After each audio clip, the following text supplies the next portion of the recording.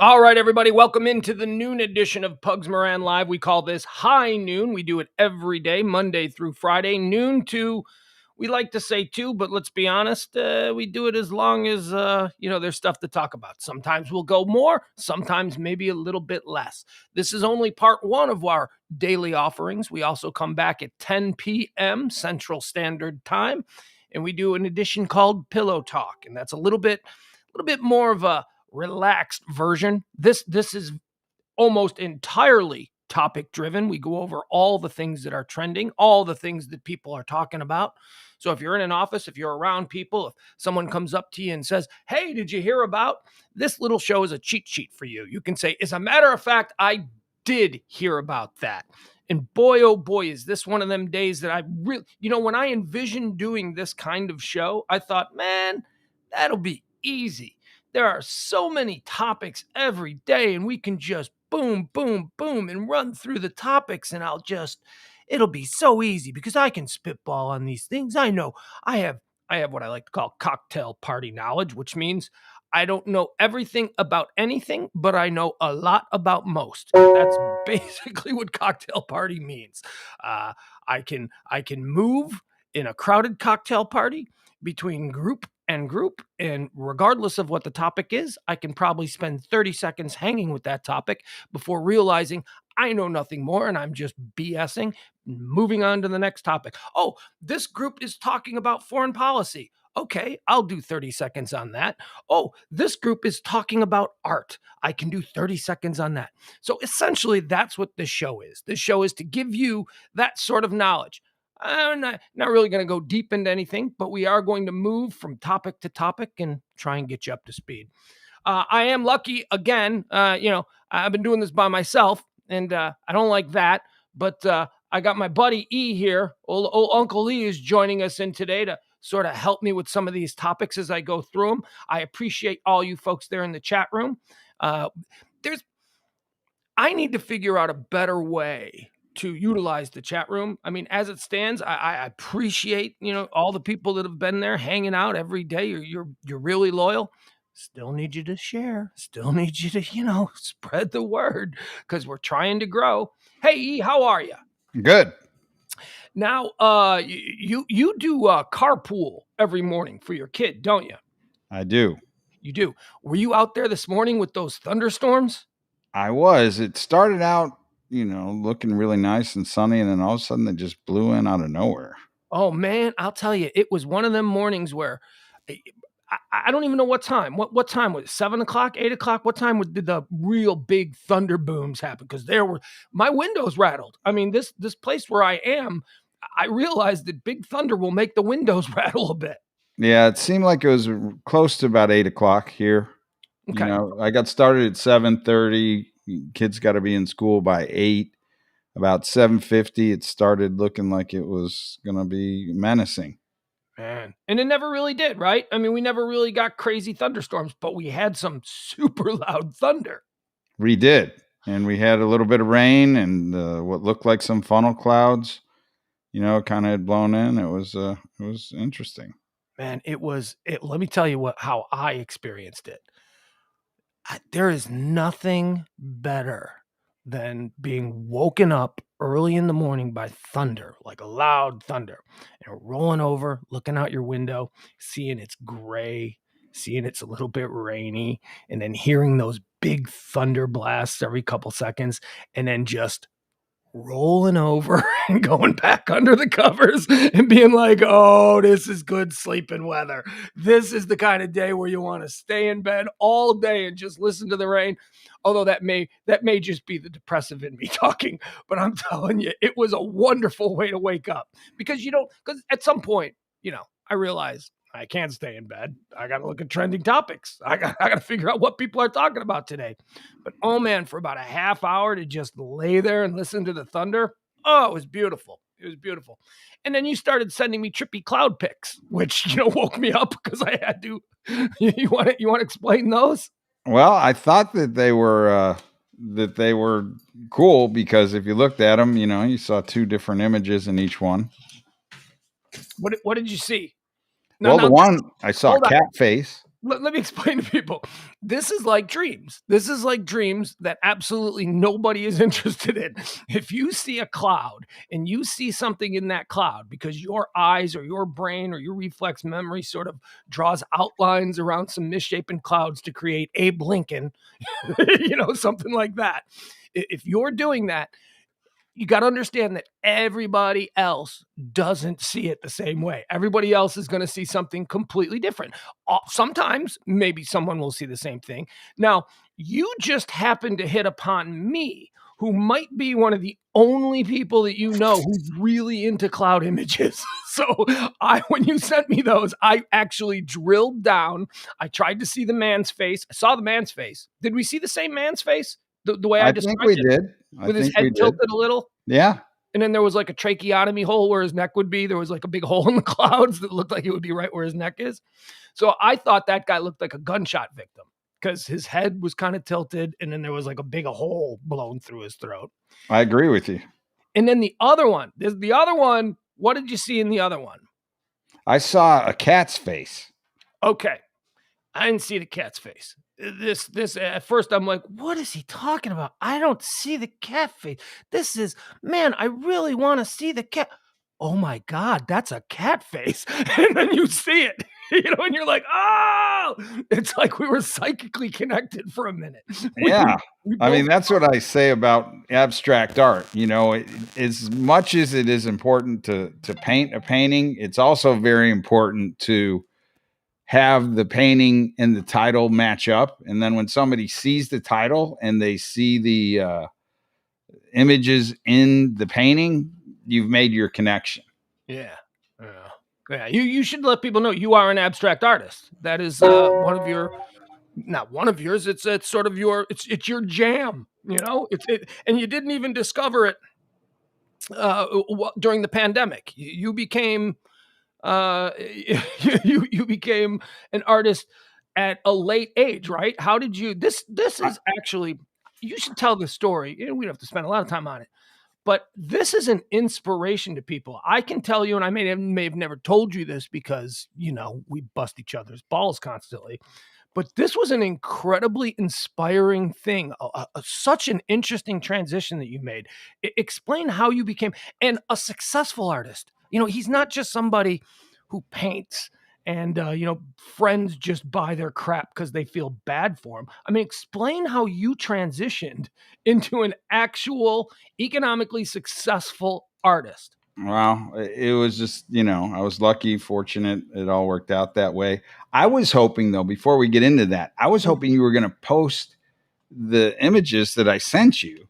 Since we do have video and stuff, can't we get those up on the screen so the audience can talk about them or see them? I don't know how. However, did you send them to Ed? Did you send the pictures to Ed? I did.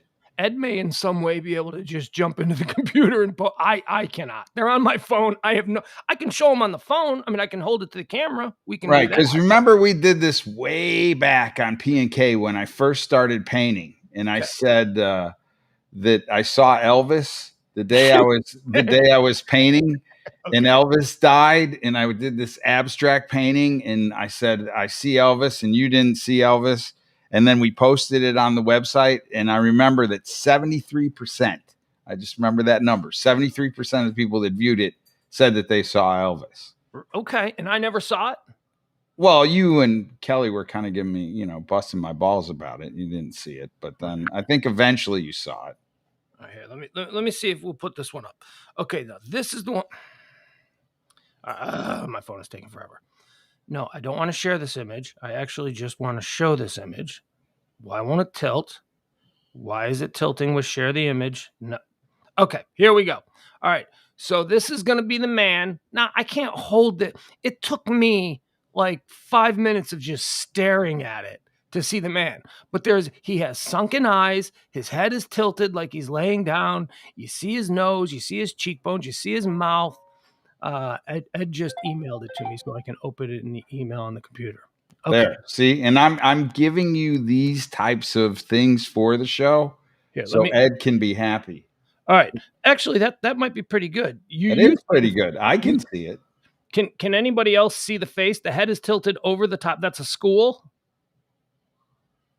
Yeah. Well, you're getting some glare now. Okay, hold on. There you So go. no, okay. No? So there we go. So it's over the school, and you see the hole. See the dark hole? That's in his neck. His neck is laying down. Okay, so that's I saw it. I didn't see. I saw the man first. I did not see the cat. Well, that's the cat. That's the man with the That's tracheotomy in his beard. yeah. I mean, you could definitely see his eyes, 2 eyes, nose, and then a mouth. And then right where his neck would be, it looks like it was a shotgun blast. There's like a big hole, or as I described it, a tracheotomy hole in his Right. neck. Right. It looked like that. Right here. Now we'll see. Now we'll show you the cat. Yeah, Ed's now heckling me on text. Like I'm not too distracted. This is working fine, Ed. Jameson sees it. Jameson in the chat room sees it. All right, so now we'll show you the cat. Also, while I'm doing this, people want to know where can we see E's artwork? At my gallery when it's opened again. I just kind of have it shut down. I used to have a website up, but I took the website down. But we're going to change that, right? Because yeah. people. I mean, maybe at Instagram, on my Instagram page, I got some of my images. Here's I'm why. just not really social media No, you motivated at the moment. Have you created since the pandemic started? I mean, have you painted? Have you created? I've been working on sculpture, and then I moved the studio into a spot on Dragon Street. Let's see. My Instagram page is Emil, EMIL _ and then my last name, CERULLO. And I've got some of my earlier images up on there. Most of the stuff I do now is corporate work. I've been fortunate to have some corporate clients, and so they just, if I recall, helping you install one in a big fancy office one time. These corporations pay you to hang your stuff in their corporate offices and stuff like that. Yeah, they purchase them, and then I'm commissioned to come up with a theme for the office, and I put my stuff in there. And other times I'll use other artists because obviously I can't just fill the office with all my stuff. So now, here's what I'll say about you suddenly becoming an artist. At what age? What age did you just decide I'm gonna be an artist now? I didn't decide I was going to be an artist. I just started painting as kind of a therapeutic outlet. A buddy of mine was an artist, and he said, "Hey, why don't you come over and paint?" I was like, "Oh, that sounds a little weird. Why don't we go to a titty bar?" But but I did end up going over the first week, and I painted. And as I was painting, he's like, "Oh man, that's good. You need to stop there." And of course, I didn't do that, and painted a little longer because I looked at painting like it was kind of a bowling match. You had to have like a very good bowler. I should point out, I've bowled with you once, and you were a very good bowler, and I was not. I suck at bowling, but you're a very good bowler. But it seemed like you needed to have a certain amount of frames or a certain amount of time before you could say the painting was done, even though I was painting abstract and really had no idea what I was painting. It just seemed like I couldn't stop, in just a few minutes. That wouldn't be fair. I later on in my art career learned that it's not the amount of time you spend on the painting. It's ultimately what it looks like. So it started out that night, and then I went back the next week and the next week and the next week. And, every week it seemed like I had finished a painting up until about week 6. And then, so like the first week I was like, okay, I'm going to paint this one for me. And then the second week I was like, oh, I'm going to paint this one for my mom. And then I was going to paint one for my dad. And then I was going to paint one for my girlfriend at the time. And then I can't remember, I was going to paint one for my aunt. And so then I got to week 6 and I was like out of people to paint for. And so I was like, oh, I think I'm going to be patriotic. I'm going to paint one for my country. And so I started painting that. And you probably remember this. We told this story on Pugs and Kelly. And so I started painting it, and it was really hokey, and it was like a flag, and then it was this, and then it was that. And every time I got to the end of it, I would stop and I would not like it that night, and I'd cover it up. And so instead of being able to finish a painting every week 6, I couldn't finish it. Went back the next night, couldn't finish it. And when I would leave, if I didn't like the painting, I would just cover it over in blue. Yeah, there's the cat. Okay, that's the cat face. Giant cat face, 2 eyes, probably the entire frame, 1 eye on the left, 1 eye on the right, cat nose, and it's hovering over the school. It looks like the cat is about to eat the school like it's a mouse. And you see the mouth above the tree. Took me a while to see this one, but I finally saw it.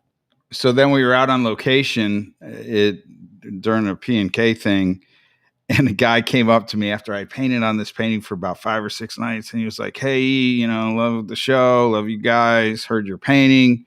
I know you like weed." He hands me a little bag of weed. I just got back from Afghanistan. He was a army vet, and so Yeah. I went that Returning night. pilots had really good weed back in the early Right. 2000s. They really did. So I went home that night and I was excited about it. And I was like, okay, went to my buddy's house. I'm going to paint. I was like, all right, I'm going to get this thing finished. And I painted and painted and painted. I got to the end of it and I really didn't like it, and I was like, oh. And so this is the first time I decided I was going to wreck a canvas. So I took my painting knife and I went to like rip through the canvas with it. And I ended up scraping off some paint. And that's really was the start of this painting that was called War. And I figured out, besides putting paint on the canvas, there's something to be learned in scraping paint off of the canvas when you have it on there. And so, particularly if you're abstract and you've got layers and stuff like that. And so, that painting, I just grew really fond of because of the process. I then had it up. Remember when we had the man cave over there at the Ashton? Yeah. Yeah. And so we were downtown, and it was New Year's night, and we went out to Medici. That was the club that was across the street. And we came home. It was like 3 or 4 in the morning. We had a bunch of people over, and I had framed that actual painting, and there was somebody standing in front of it. And he like said, he had tears in his eyes. He was like, "Man, I was there." And I was like, "There, where?" He goes, "Over in war in Afghanistan." He started reading the whole painting to me. I still get goosebumps. I got goosebumps right now when I think about it. And I was like, wow, this guy, sees what I saw in this title, the way I titled it. It wasn't a pretty painting, obviously, because it was named War. It was, kind of ugly and stuff, but it made sense to me. And so my artist friend at the time was like, "See, man, people can relate with your abstract stuff and your titles." And so he got me to, get high enough to try to do a show. And And you did. I And the did. rest is history. And then it was successful. And then, the first show I felt like people were kind of blowing, smoke up my ass about it because, they were my friends and there were attorneys and doctors and people that had money. Creators always feel that they are a fraud. They always feel that they are getting away with something. And I still do today, like, but anyway, so I was fortunate and they sold, and then we did another show and they sold, and then, got into a few galleries and they kept selling. And so it just, Here you are 15 years later. it worked out. Yeah. And so Yeah. here I am. Best Now, job I've ever had. anybody who knew you, like when I learned that you were doing abstract art, and abstract art, for people who aren't up on art, may not understand that term. It's not the Mona Lisa, it's not Whistler's mother, it's not a landscape, it's not flowers. Abstract is, for lack of a better word, nonsense. It's just creative flow put onto. Who's an example of a famous abstract artist? Would Picasso be abstract? Abstract artist that I really like, and I think that my work at times resembled, is somebody by the name of Gerhard Richter. Okay. Gerhard, Richter, Richter. But if you Google him, you'll see he's really famous. He's got videos on painting and how he paints. And it was crazy because I was like, wow, that guy paints the way that because I had no idea how to paint. I just would go to the canvas and start doing stuff. And, it turned out that I was painting the way that he painted. KB Artist in the chat room says, just saw some of his work on Instagram. Love it. Really powerful. Look at that. Thank you. Thank you. KB Artist seems like he might know what he's talking about. You got a handle like that. I will say this. Look, we bust each other's balls, right? I mean, like when you paint something, I'm the first guy to walk up and go, "Hey, colors are pretty, but I don't know what the hell that is." You know what I mean? But anybody who knew you, anybody who was a friend of yours, and this goes back to when we first met, and I assume it goes back even earlier in your life, you have always had a sense of style when it comes to interior design that is totally unique, totally cool. Like your living rooms were always showstoppers. They were always like, you'd walk into your living. None of the furniture was functional, by the way. Like nothing in your living rooms were ever comfortable. But man, did they look like they came right out of Architecture Weekly or Home and Garden or something like that. So you always had this sense of style. So when you started working with just colors and creating abstract images and all that stuff, I knew that it would be good because you just have this innate sense of what looks good together. Your color schemes in the stuff that you do. I mean, I looked at your stuff and I went, "Oh my god, super rich socialites are going to hang that over their couches because they match the throw pillows. They got I mean, it just ties everything together." So, Well, thank you for that. And I maintain I get lucky, yeah, and get some gifts from the art gods above, and they just kind of appear. But part of it, I guess, is knowing when to stop and yeah, not to overpaint. And then, it's having confidence after, I got through the first couple shows. Because in the beginning, I was painting just because I was painting for me. I wasn't really painting to sell. And so I stopped when I liked them without the intention of selling. When I then became an artist and started selling my work, it changed the whole dynamic because I was like, now, oh, okay, I like it, but is anybody else going to like it? And so you have those doubting voices in your head. And then when you're not selling and they're sitting there and you're painting more and they just keep on piling up and piling up, you really begin to doubt yourself. And so it's a tough row to hoe for a while. That's why I believe, there are thousands of, and hundreds of thousands, millions of more talented people than I am. But it's having the ability to weather those storms mentally and continue to believe in yourself. And then, lo and behold, somebody will walk in and you'll have had a painting that you painted 3 years ago that's sitting there on the floor and like they can't leave the room without it. And so it kind of gets your confidence back. But, when they sell quickly and, you buy and sell them, buy them, sell, or paint them, sell them, paint them, sell them. Yeah, you're on top of the world, but you go through a streak where none of them are selling, then you start to doubt yourself, particularly when you're doing abstract because you didn't know what you were doing to begin with. yeah. So anyway, I should point out KB Artist who paid you the compliment in the chat room. I didn't recognize the name because it looks like he's on YouTube today instead of on Facebook. But he's an old friend of mine from high school, and he's a legit artist. He's a real artist. He's made his living doing it. He's an animator, or actually, I shouldn't just say that because I don't know what he's doing now. But he used to work for Disney. I mean, he's like a real. He was always wow. a kid in school that could draw anything, and it looked perfect. So he made a career out of it. So he says, good point, Pugs. That's what I like about E's work, the color choice and design sense. Even though it's abstract, there is a great composition in them. So when he says that, he knows exactly. I mean, he's been to art school. He went through all that stuff. So he's been a working and professional artist at the highest level. Oh, look at the little heart. At the highest level of anyone that I've known, other than you. You two different kinds of art. I'm not at his level. Disney's awesome, and thank you again for that. Those nice compliments. Okay, so there you go. That's oh, you know which one I wanted to say? You know what my favorite piece that you ever did was? And I don't even know if you still have it. I don't know if you sold it. My favorite piece that you ever did was that race car. Or maybe it wasn't a race car, but it's the one that everybody thinks is a race car. Oh yeah, Do you yeah. know No, what I'm it's talking about? gone. I remember Did it was somebody called. buy that? They did. It looked kind of like a Segway, or the thing that you would ride on. What the heck was it?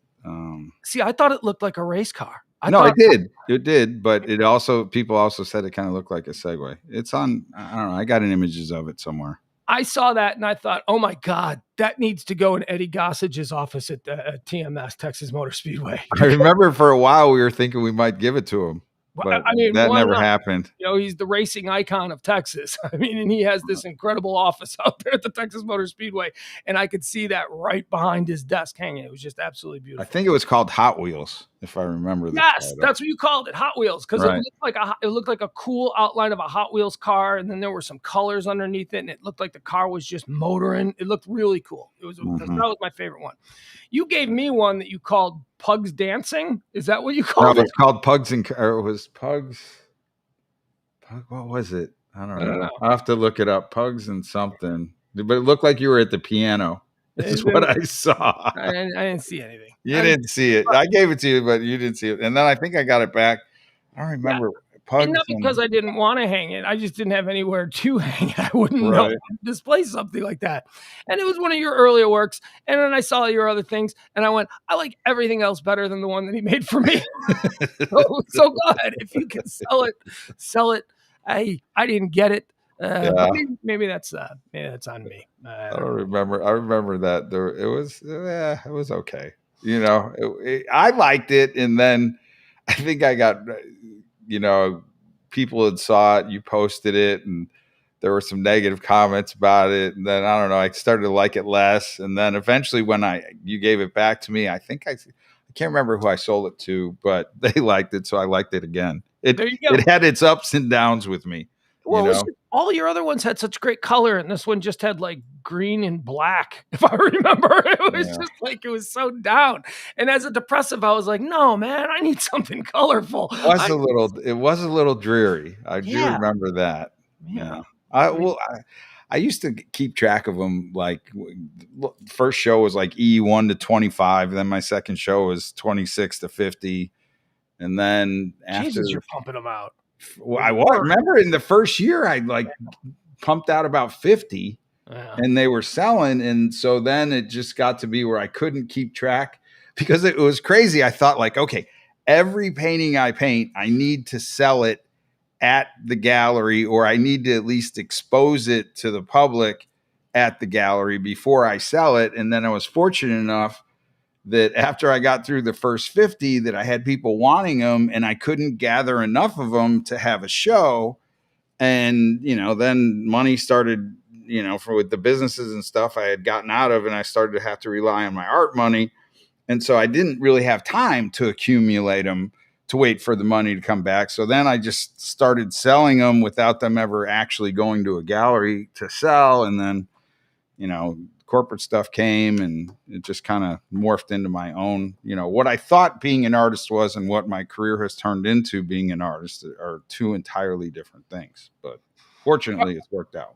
All right, let's move on. Let's talk about what's trending, what everybody's getting into. Let me just refresh the page so I can see what exactly is top of mind right now. Okay, here we go. Trending at number 1 on Twitter and at number is it even Twitter? Yeah, number 3. Okay, so this is a big one. Star Trek is trending. Star Trek, 55 years ago today, Star Trek debuted on American television. Are you a Star Trek guy?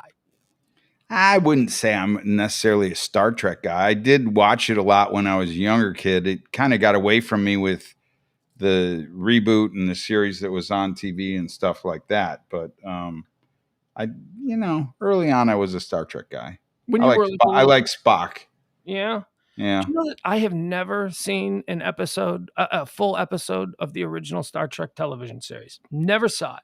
Never saw an episode of Deep Space Nine. Never saw an episode of Next Generation. Never saw any of the movies that were released in the 80s with Shatner and Nimoy. Never saw any of them. The only Star Trek vehicle I've ever seen was I want to say the J.J. Abrams reboot with Chris Evans as the new Captain Kirk, or is it Chris Pine? I don't know. It's one of the Chris's.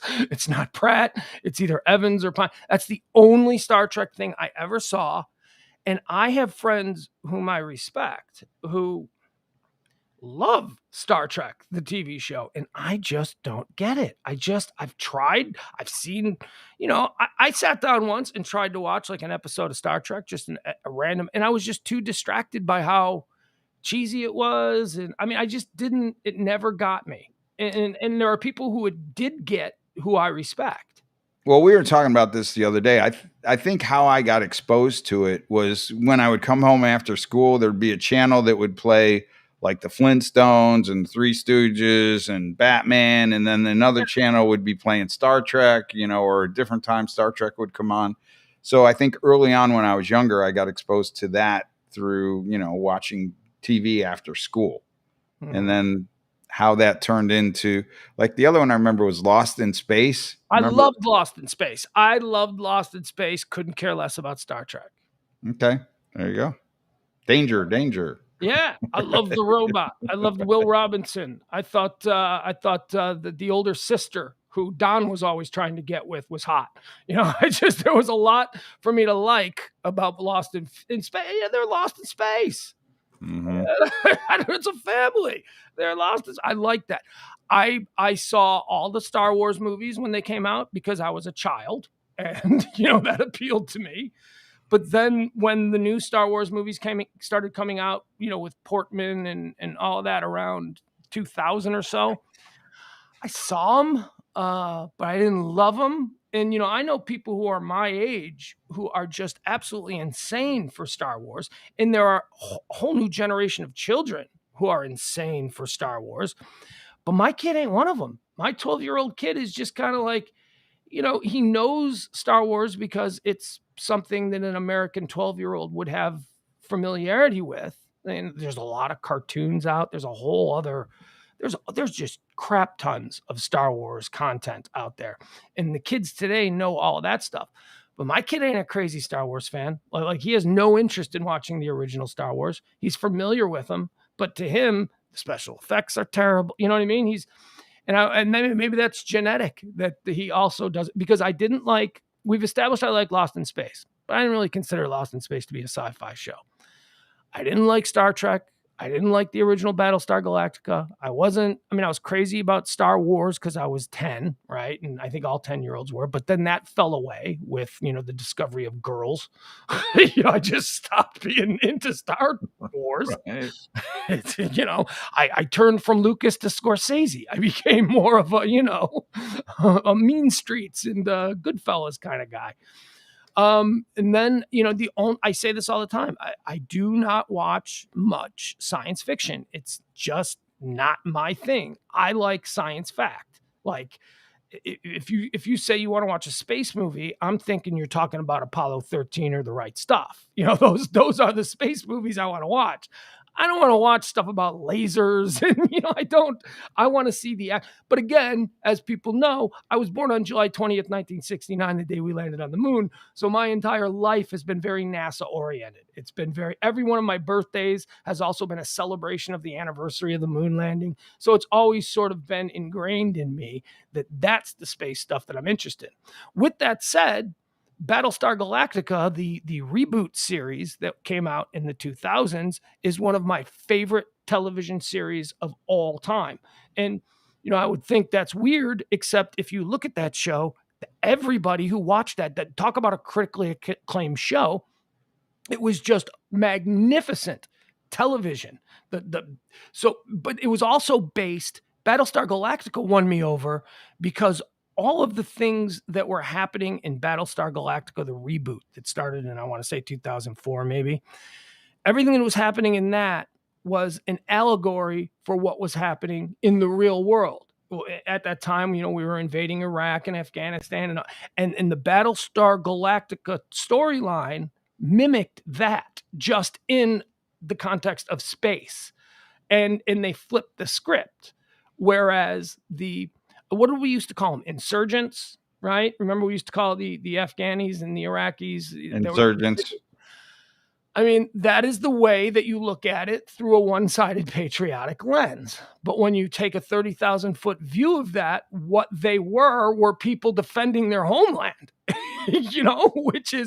and that is the track that Battlestar Galactica took. It made the human race the insurgents who were committing acts of terror against the invading, Cylons, which were, another race of people who were destroying Earth and destroying humanity.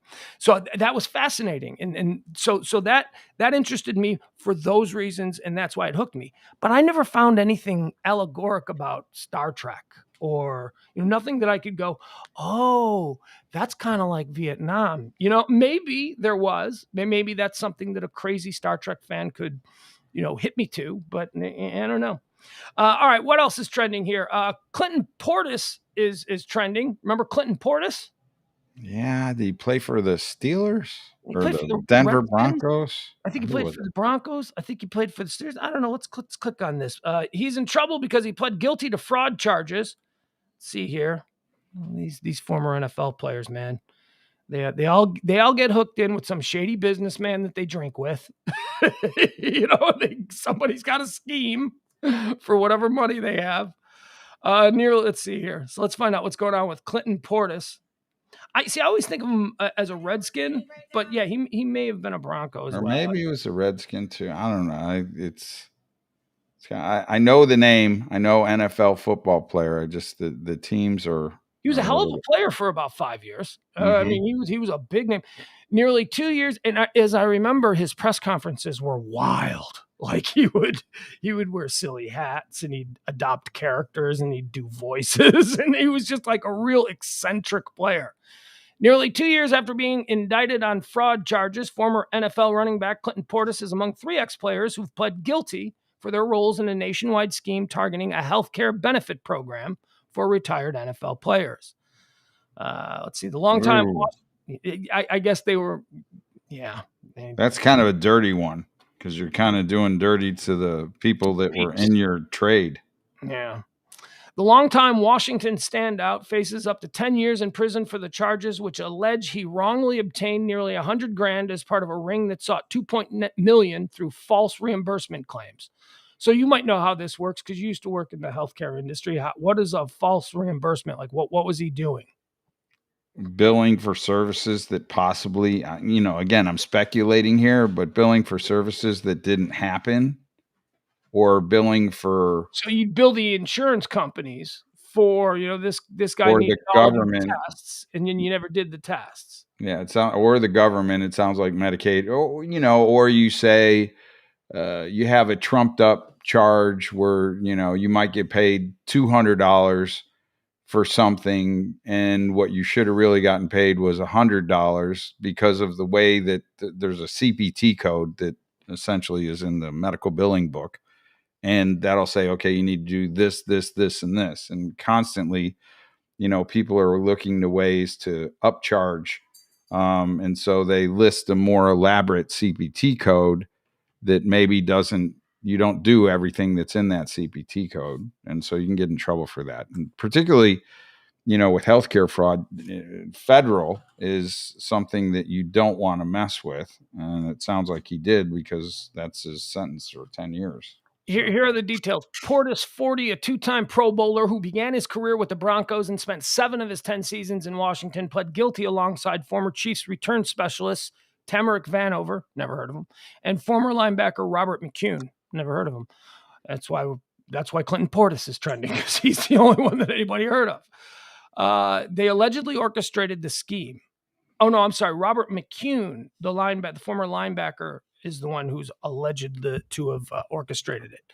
The NFL's Gene Upshaw Health Reimbursement Account, established in 2006 to help retired players cover medical expenses, provides up to $350,000 in benefits per player. Court documents, however, indicate Portis submitted false and fraudulent claims for medical equipment that was never actually provided. there So you go. wheelchairs, iron lungs. I don't know what kind of medical equipment. Walkers, back braces, knee braces, different medical, devices. A lot of times are involved in those healthcare fraud. Elizabeth Holmes is also trending. Do you know who Elizabeth Holmes is? No idea. This was there's a great documentary on HBO, and I don't remember what it's called, but just go to HBO and search Elizabeth Holmes. She was a Silicon Valley rock star about 10 years ago, maybe at this point. And she formed Stanford PhD, worked on a whole bunch of high end, Silicon Valley things. Then she got funded and she created her own company called Theranos. Or Theranos. Wait, which is the Marvel bad guy? Thanos. Thanos is the Marvel bad guy. Okay. She created Theranos, which promised to revolutionize blood treatment in people who are sick. It was supposedly a miracle machine that could clean someone's blood or something like I said, you got to watch the documentary, but it didn't work. It never worked. There was no indication that it was ever going to work, but she sold it as something that would work, and she made just so much money. It was like the hottest Silicon Valley. Well, I mean, the medical health space is a very big one. If you can revolutionize that, I mean, everybody wants to live longer, right? Everybody wants to cure diseases. So that's what she promised. And now she's on trial. That all went to shit. It was turned out that all of the science behind it was made up, but or not even angel investors, capital investors in something like this. Yeah, I think they do due diligence and have their own scientists and whatnot. But in the case of Elizabeth Holmes, they were all like, well, she's the best scientist alive. I mean, it's like her reputation was, oh my God, if she says it is, because that's Right. this stuff. And she was this incredibly bizarre woman, a very pretty woman. She was a pretty young blonde, which also may have been a reason why a lot of these guys were, into her. But she always dressed in the same, like she was like Einstein. Like, they say about Einstein, he had 7 exact same suits that he hung in his closet every day, and he'd wear the exact same suit but different, because Einstein didn't want to waste time thinking about what he was going to wear. He just wanted to know which is bullshit. That's just I mean, how long does it take to think about? Yeah, but if you got 7 of them, that's a little bit more credible than if you just got 1. Yeah, but look, Einstein, as it turns out, as we all know now, brilliant man, certainly one of the great minds of all time. He was a bit of a showman. Einstein liked his brand. Einstein, the hair, he could have changed the hair at any minute, but he decided to go with it. The mustache, So look, I'm not bad mouthing Einstein. I think Einstein is really cool, but let's not kid ourselves. He was a genius, and he was a showman. He knew exactly what his brand was, and he leaned into it. So Elizabeth Holmes kind of did that same thing, where she would wear these white suits, these white, like, if you were to Google a picture of Elizabeth Holmes, her in a white suit would show up. So she is trending today because she is in court, and apparently there are like crap tons of women in court in the gallery dressed exactly like her in the white suit. So I don't know if that's support or if that's mockery, but that's why Elizabeth Holmes is trending. Well, after you went into the story, I do remember, and you said the white suit, I remember exactly who you were talking about. She kind of formulated this plan to get paid, and all her research and everything turned out to be BS. Yeah. Yeah. It And that just was simply didn't work. right. And I do remember seeing that a few years ago. It's interesting that she's just going to trial now. I wish I knew what the show was called on HBO, but like I said, you can just Google search Elizabeth Holmes HBO doc, and that'll bring you there. The other thing about her was the way she presented herself. There are people who say that she was autistic, that the way she communicated with people was very monotone, very, only said as much as she needed to say. I mean, she was like a robot, and that played into her image. It played into, well, she's just so brilliant, that's how she communicates. She can't communicate with regular people. It was like one of those deals. I don't know how much of it is true, but that's what she pulled off, and now she's on trial for that. All right, so here's a fun story. What did you do during the pandemic? That's what we talked about last night. We talked about new things that people came up with during the pandemic. Do you know who John Mulaney is? No. Man, John Mulaney is one of the funniest. He's probably, I mean, if you made a list of who the 3 biggest current stand-up comedians are, John Mulaney would certainly be in that conversation. I couldn't even venture to guess who the others are. Maybe Sebastian Maniscalco could be in that rare. Maybe a Burt Kreischer could be in that rare. I'm trying to think of anybody else that's out. And I'm not talking about the Kevin Harts and stuff who've already moved on to movies and, become other than stand-ups. I'm talking about guys with Netflix specials and the biggest Netflix deals and all that. Well, that's John Mulaney. And I've been a fan of John Mulaney for a very long time, because one of the things that I always say, one of my great party tricks is that I tell people that I have seen, are you ready for this? I've seen every episode of Saturday Night Live that has ever been produced, going back to when I was a little kid and I used to watch it every night on Saturday nights. I was allowed. I was one of the rare kids whose parents would allow them to watch it, to the introduction of VCRs when, as a high school kid, I was going out and partying on Saturday nights. Recorded every Saturday Night Live, never missed one.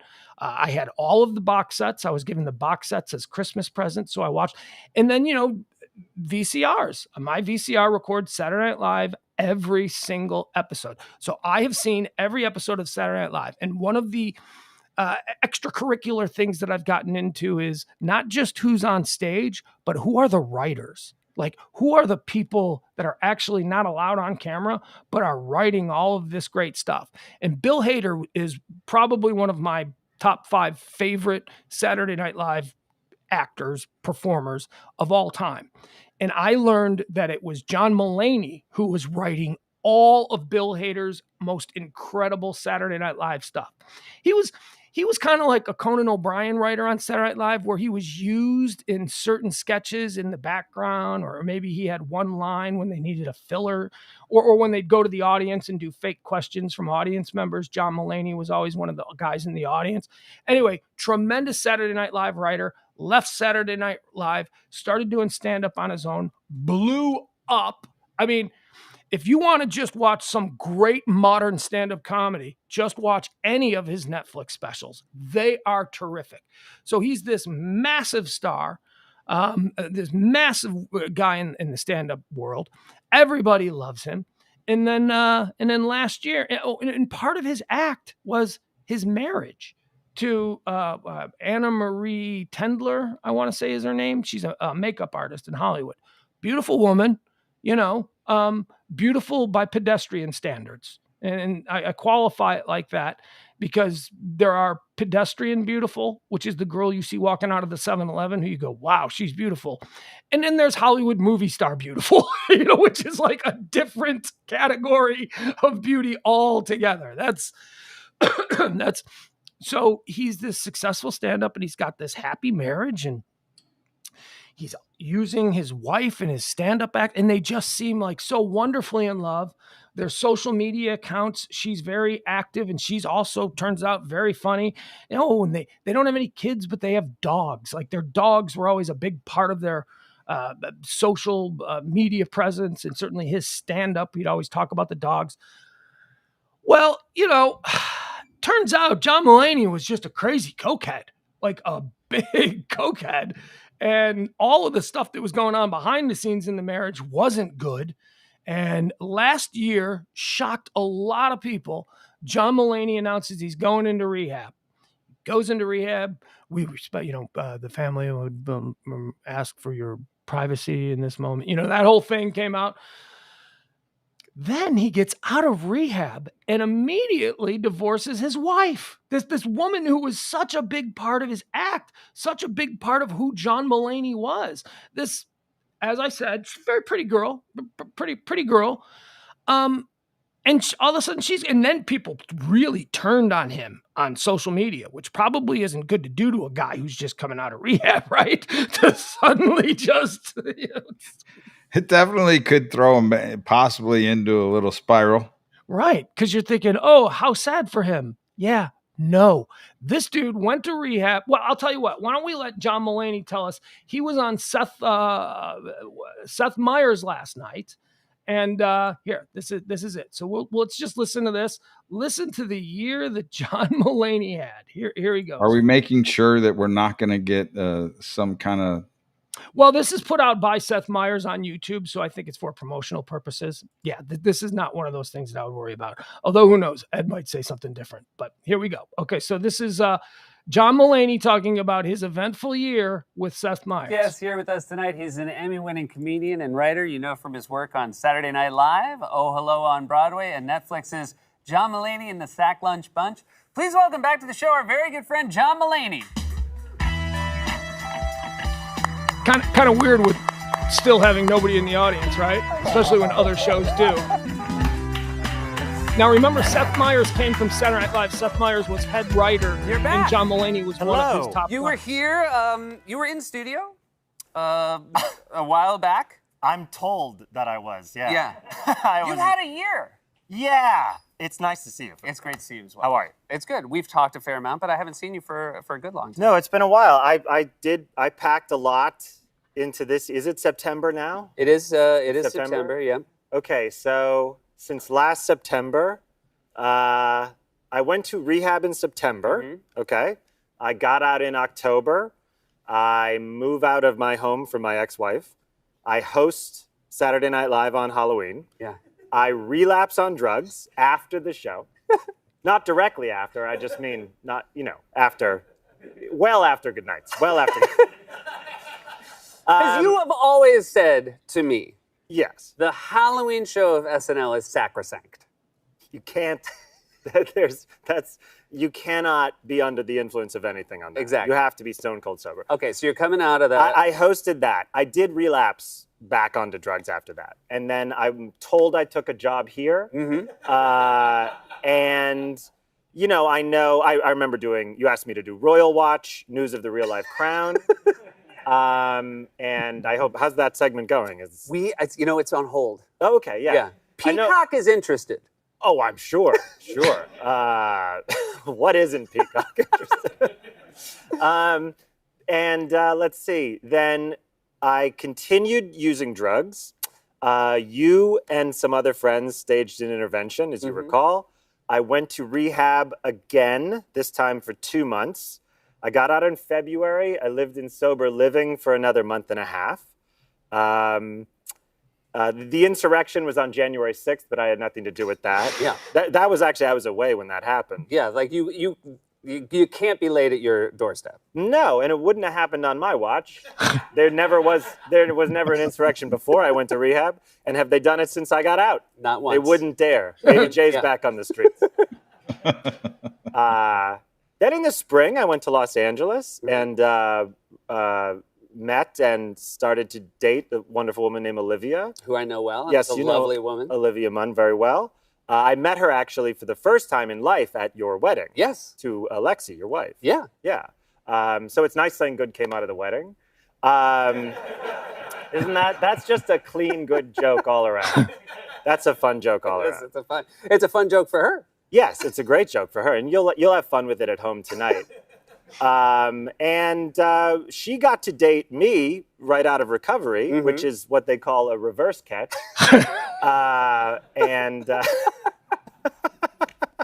No, but I'm sorry, but it is a very, very lucky thing to have met this woman and to have you've dealt with me. You knew me before I was on a lot of drugs. Yep. You knew me while I was on drugs. You did not know me immediately after stopping drugs.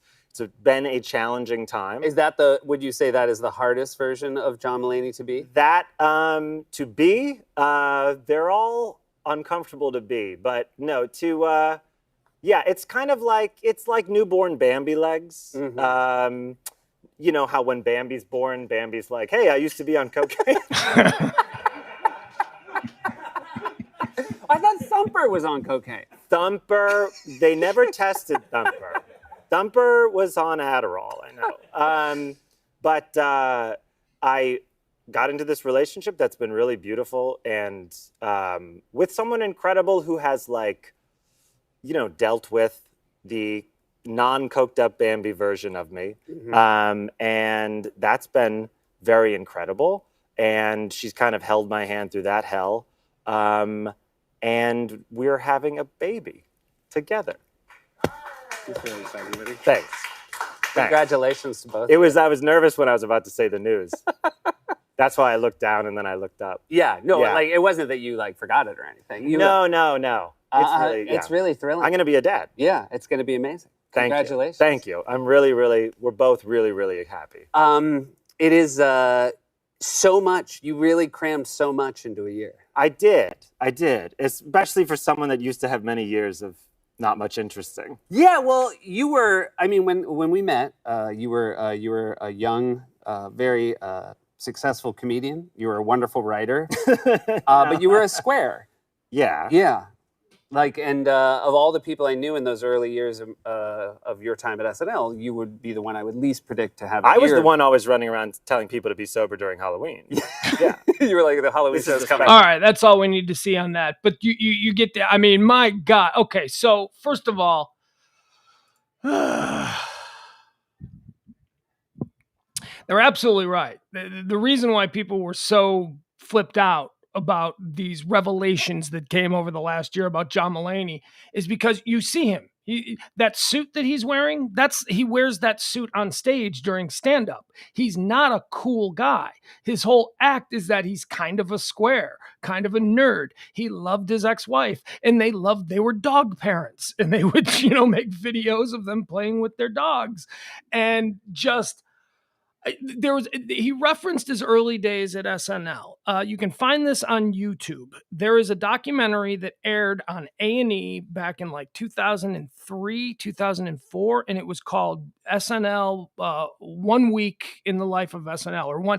And what it did was it was a documentary that showed you what 1 week of producing a Saturday Night Live episode was. Started on Sunday or Monday night or maybe it was Sunday night probably Monday afternoon in Lorne Michaels' office with all of the cast, and they meet the host that week, and the host introduced.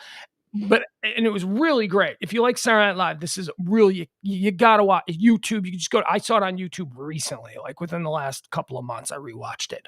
But if you're interested in the Saturday Night Live stuff, that really shows you how there is a need for cocaine on that show, because these people work 20 hours a day, every single day, in order to whether it's building sets, whether it's rewriting, whether it's pitching the initial sketches, then rewriting the sketches, then somebody comes up with a new sketch and they got to bump an old sketch, but they've built the sets for that sketch. It is absolutely insane. These guys, 3 o'clock, 4 o'clock in the morning, that office is humming with writers and comedy writers running around in the halls, playing floor hockey in the hall. Whatever it takes to get the creative juices flowing. So I understand why back in the early days, everybody was on cocaine and doing all kinds of drugs and all of that. But John Mulaney I'm not going to say he's featured in this almost 20-year-old documentary now, but since we know who John Mulaney is now, we see him in the background of this thing. Like he's engaging with like a Will Ferrell and trying to tell Will Ferrell how to read a line that he's written and stuff like that. And my God, you would never think that he was a preppy. He was a 22-year-old kid who wore polo shirts and khaki pants and was totally the nerd of the group, everybody else. So when Seth Meyers says, this is really shocking for anybody who's known you because you were always kind of a square. And he's had this. Now, do you know who Olivia Munn is? Yes.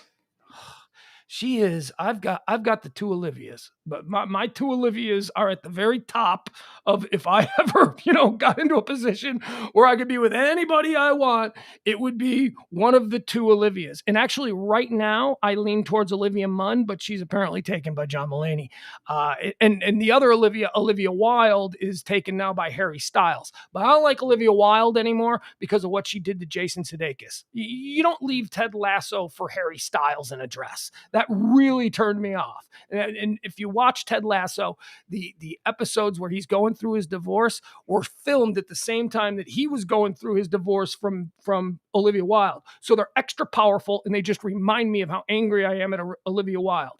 Olivia Munn, I like, because she used to date Aaron Rodgers, and Aaron Rodgers had some of the worst games of his life when he was dating Olivia Munn. He was like, and that's good for me as a Bears fan. She seemed to have been a bit of a distraction for him, and that's actually the reason why he broke up with her. But Olivia Munn and Olivia Wilde, here's what I like about them. They're both incredibly beautiful. Look, they're both top 1% most beautiful women on the planet, from my estimation, from just what I consider beauty.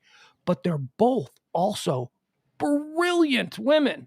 They both, Olivia Wilde, her parents were like famous journalists in England. And Olivia Wilde has this story about how she used to crash her parents' cocktail parties when she was like 8 years old, and she would hang out with Mick Jagger, and she would hang out with Elton John as an 8-year-old.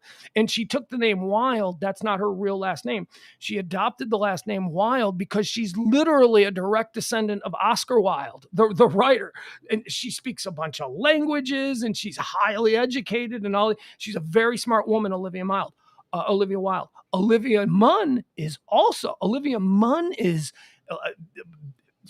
Oklahoma girl, but she's like, she speaks Chinese, she speaks Mandarin, I guess Mandarin and Cantonese would be the two Chinese languages. She speaks both the Chinese languages. She speaks English, she speaks French, she speaks German. I mean, you speak multiple languages. That's smart, because that's one you can't fake. You know what I mean? Like me, I pretend to be smart, but I can't even get through a Mexican menu. I can't. And, if anything, I should be able to speak a little bit of Mexican, un poquito Mexican. I can't. I'm terrible. So I really respect people who take the time to learn either music, like if you can play the piano because you stuck with it, or you can speak languages. So John Mulaney gets in and out of rehab, obviously has enough of a cocaine issue that his friend Seth Meyers and some other people stage an intervention.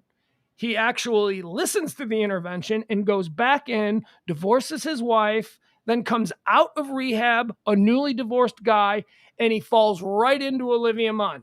I mean, that is good timing. Great time to quit coke, considering all the fentanyl that we've been hearing is laced in it. And yeah, probably good timing. Absolutely. So that's why John Mulaney is trending. All right, how about this one? Did you see this? The Robert E. Lee statue there in where is it? Virginia. Here, I'll pull this story up since I'm using the wrong.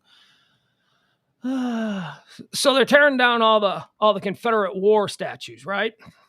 And we're paying attention. Yeah, we had a Robert E. Lee in Uptown or Turtle Creek that they took away.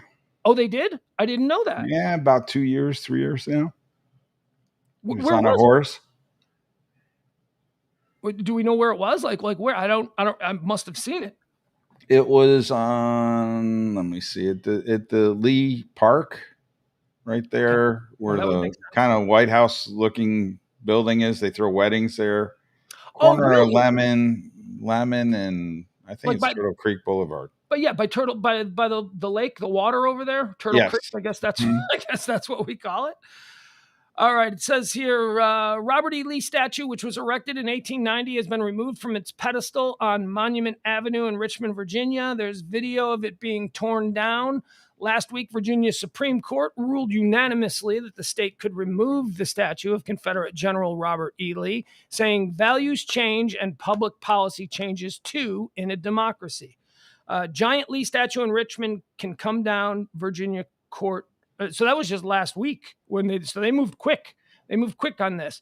It's a big one. I don't know how big the one in Lee Park here in Dallas was, but this thing looks to be 4 or 5 stories tall. He's on a horse.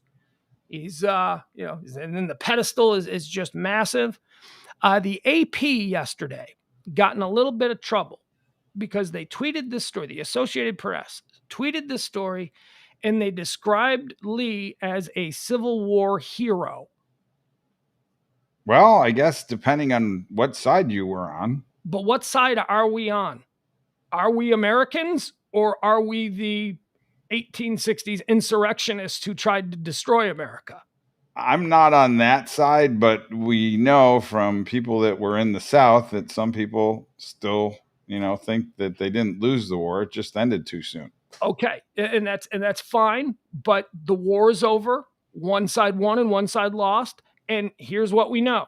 We all take a knee for the flag, right? We all stand for the anthem. We remove our hats. It means something. The soldiers who died, right? These are statues of a guy who tried to kill people wearing the American flag on their uniform. I don't understand it. And I've lived in the South for a lot of years, and I know a lot of people who are also Southerners who believe the exact same thing. It was a regrettable chapter in our nation's history, and they would just prefer to move on from it. But for the AP, the Associated Press, to describe this guy as a hero, I mean, I get why people were upset by that. Civil War Confederate general is the way you should describe him. But to say, to project that he was a hero then makes the Associated Press seem like they're anti-American. You can see how that can be, right? For sure. If he's a hero, what about the brave Union soldiers who fought to keep this country together, who are lying in graves? What were they? They were killed by a hero? I mean, this cancel culture that everybody refers to, if you stop and think about it, it is odd that we have had these statues up for years and years and years of this team that lost. Yes, yes. I mean, it is almost like we have, from an institutional standpoint, legitimized what happened instead of saying this side won, these are the victors. Yeah, I hear General Lee is a hero, but General Grant is a drunk. I mean, are you kidding me? I mean, General Grant should be the one who has the statues. He was the biggest badass general in the war. And I wasn't around when all these things were created. Well, I mean, I was, but I think smaller, younger age. Do you think? Because I've wondered about it for a long time now. Do you think it was maybe a way to mend the country back together? It's like, okay, we weren't shooting each other anymore. The war was over, but still there were people that thought, South was better than North was better than the South. So she's been settled, and it's been settled in blood. Right. But stopping a war and just saying, okay, it's over, and changing feelings, they're not the same. And they assassinated a president. They assassinated the guy who is widely considered, whenever they do these polls of presidents, Lincoln or Roosevelt is always number one or number two. I don't get it. I understand what you're saying. Maybe it was appeasement that, okay, we'll just let them have their thing. But man, that's proven to be dangerous over the years. Well, particularly now, because people feel like you're changing history by removing the statue. I don't know that you're changing history. You're just not honoring a guy that was against the United States. Now that's a great point that you made. The difference between honoring and remembering history.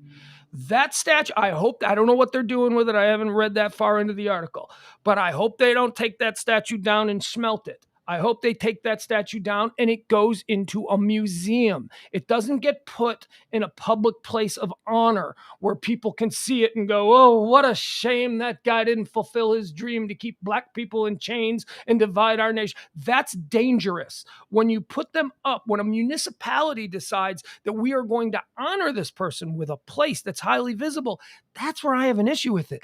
But we can't scrub him. General Robert E. Lee should not be scrubbed from the history books. He needs to be talked about. We need to see that the history, those who forget history are deemed to repeat it. He belongs in a museum. A museum is perfectly fine for that kind of stuff. You go to a museum, you see stuff about Hitler, you see stuff about all kinds of terrible people from history, but that's where you go to learn, not where you go to worship. And these things have turned into places of worship instead of places of learning. Yeah. We've been made fun of as the generation, or most recently that, the participation trophy. Yeah. And it's almost like this was the original participation trophy. Yes. Exactly. Well said. That's what these are. These were big, giant, thanks Confederacy for participating. Here you go. We don't want your feelings to be hurt. But you don't see these things like, okay, so I'm from Chicago and we have a number of parks, most notably Grant Park and Lincoln Park, right? Okay, so obviously that's the way a northern city wants to remember the Civil War, with General Ulysses S. Grant, President Grant, and President Lincoln. But I don't believe that I've never seen, although we're talking about Chicago. Chicago has a street named after Balbo, who was Mussolini's, like, one of his worst guys. Somebody came to Chicago once in the 1930s and they named a street after him and then never changed it when the whole Mussolini Balbo thing went to shit.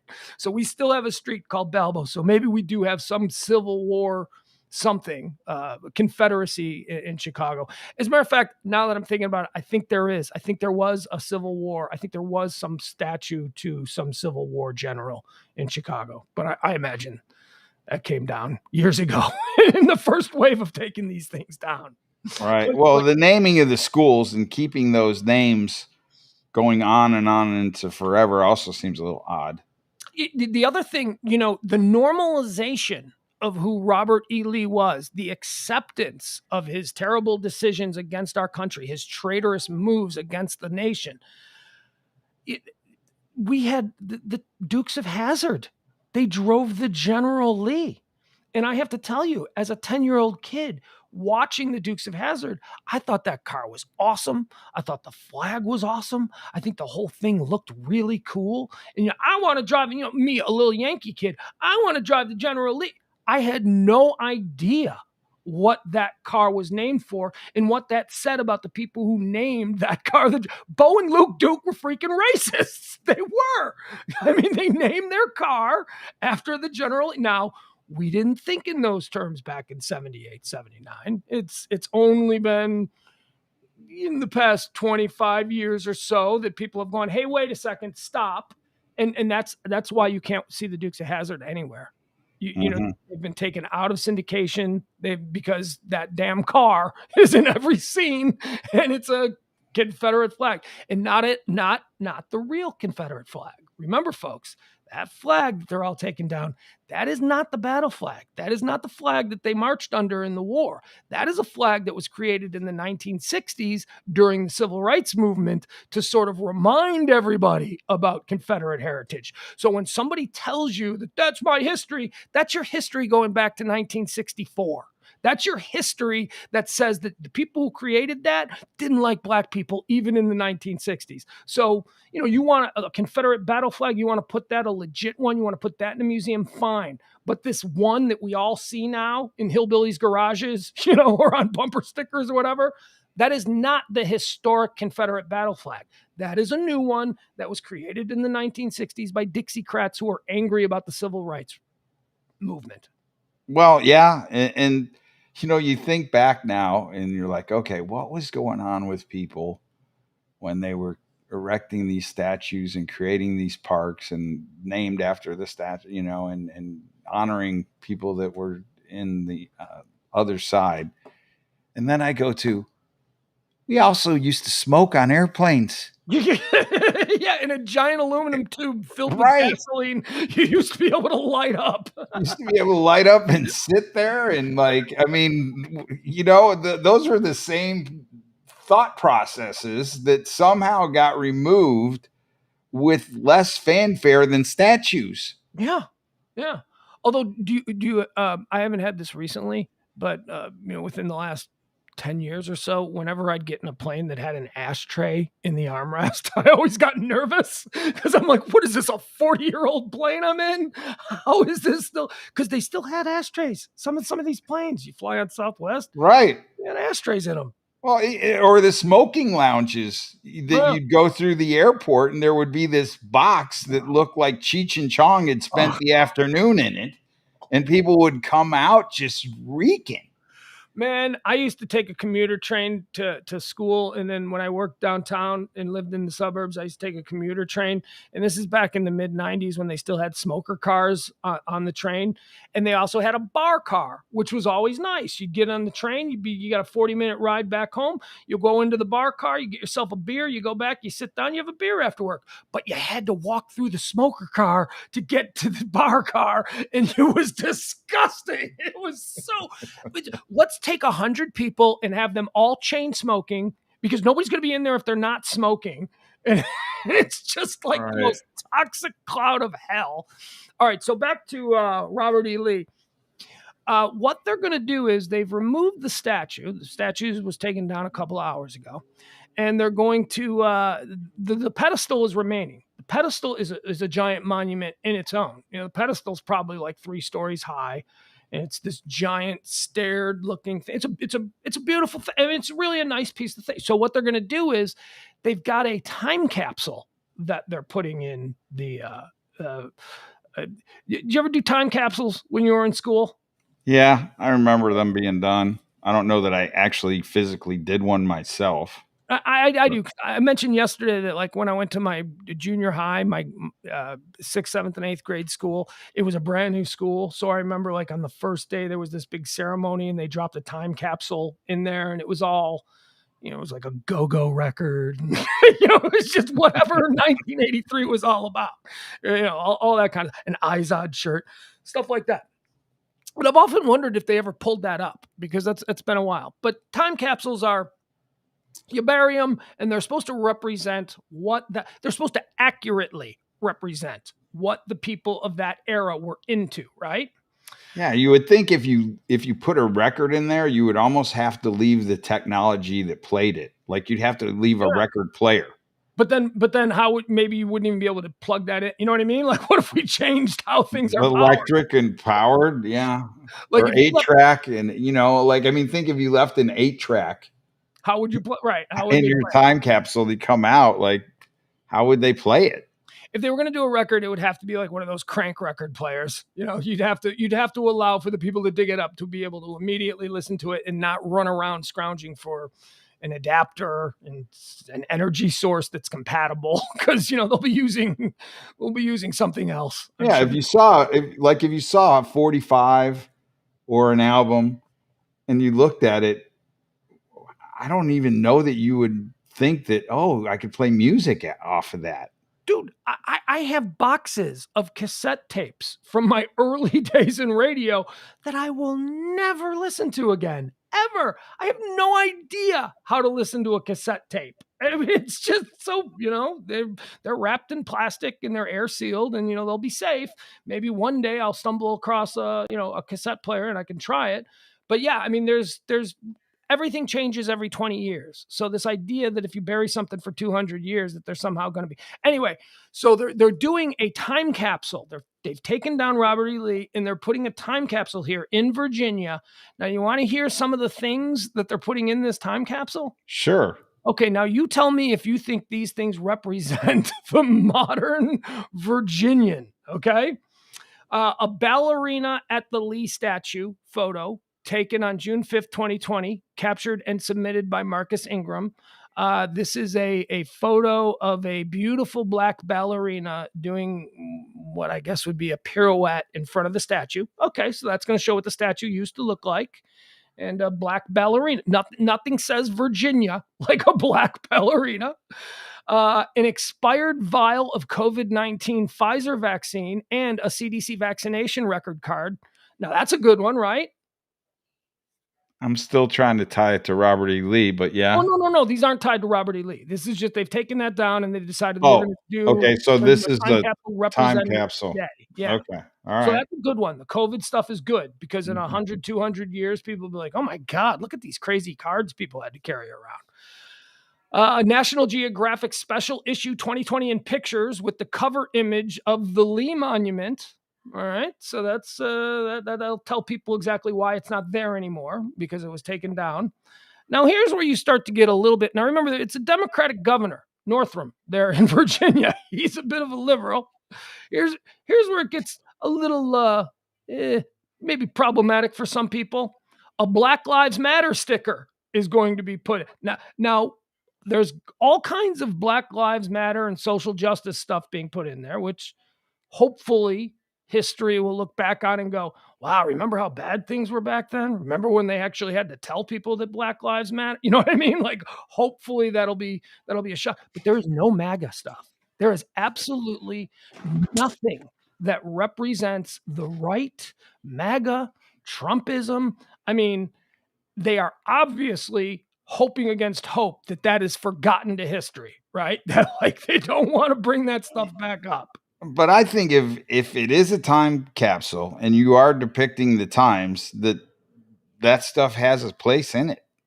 Absolutely it does. I absolutely believe if you were to put something in the ground today that represents this era, if you don't have a Make America Great Again hat in there, you're doing it wrong. You are not being true to history. You are trying to change what people in 100 years perceive as what actually happened here, because that's bullshit.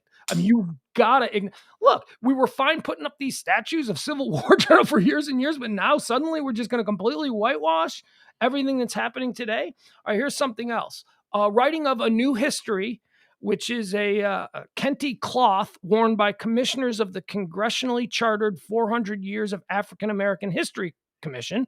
So there's another African American thing.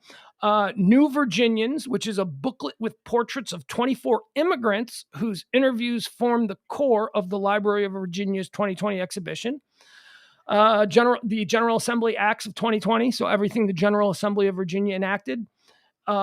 Here's another one. Virginia is for Lovers pride pin and sticker.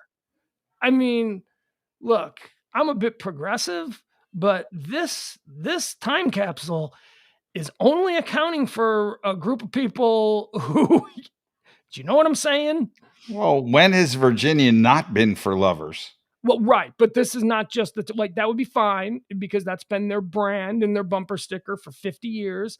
But this is a pride pin that says so. It's a rainbow Virginia's. So Virginia is for gay lovers, is what this is.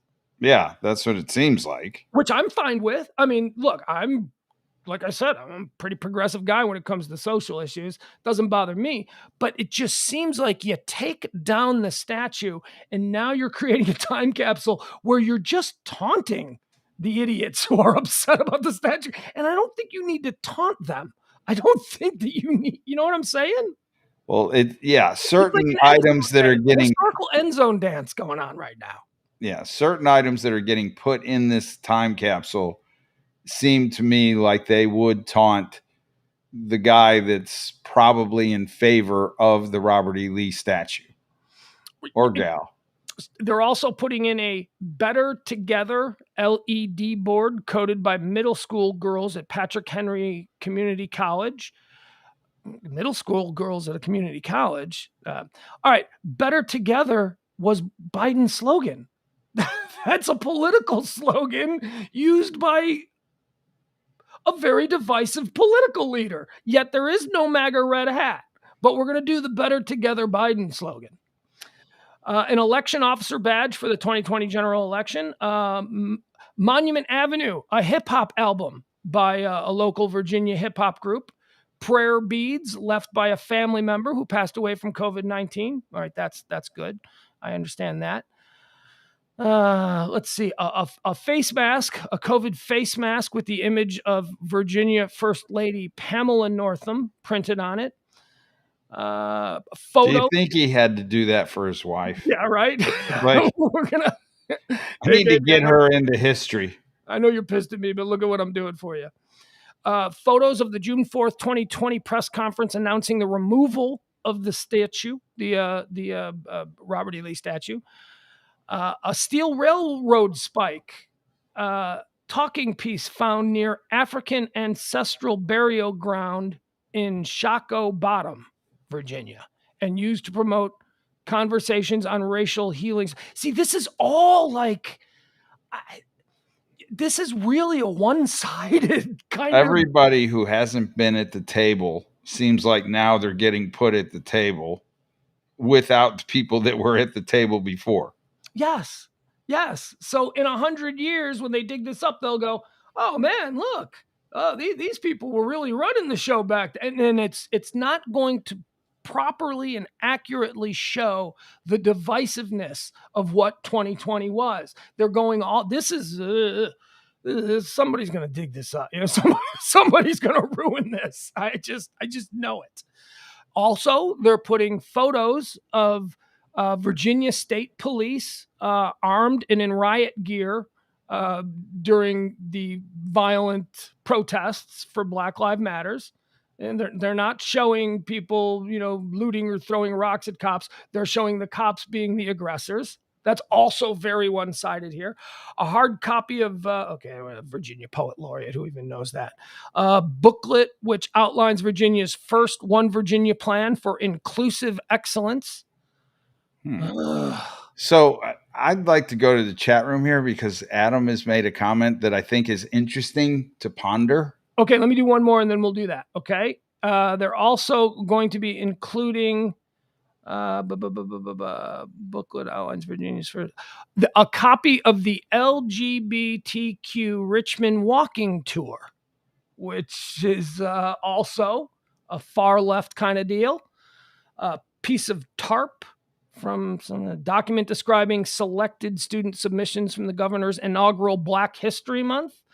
a new legacy postcard, list of artifacts in the previous capsule as described. Okay, so then they're going to do a list of stuff that was in the other time capsule, and a photo collage of individuals who contributed artifacts to the new time capsule. Okay, so go ahead. So what did Adam say? Well, he said it's small-minded to believe that a pride bumper sticker would only represent LGBTQ people. It's supposed to be about inclusive of everyone. That's fine. And that's how I see it as a progressive person. I'm simply representing the viewpoints of a lot of other people in Virginia who I may not agree with, but I'm pointing out that this seems to be a taunt to those people. And I don't necessarily know that I'm comfortable with time capsules being one-sided. He raises a good point. He is right. It is the misinterpretation of what inclusion means that causes a lot of problems. But this is supposed to represent 2020. And not a lot of people in 2020 in Virginia probably feel the same way as Adam and me. Well, is it not small-minded that why is there not a letter to represent the person that's not LGBTQ? Right. Well, I suppose the argument could be because if it's all inclusive, most people are heterosexual, so it's a given that people in 2020. But shouldn't there be an H on that if it's all inclusive?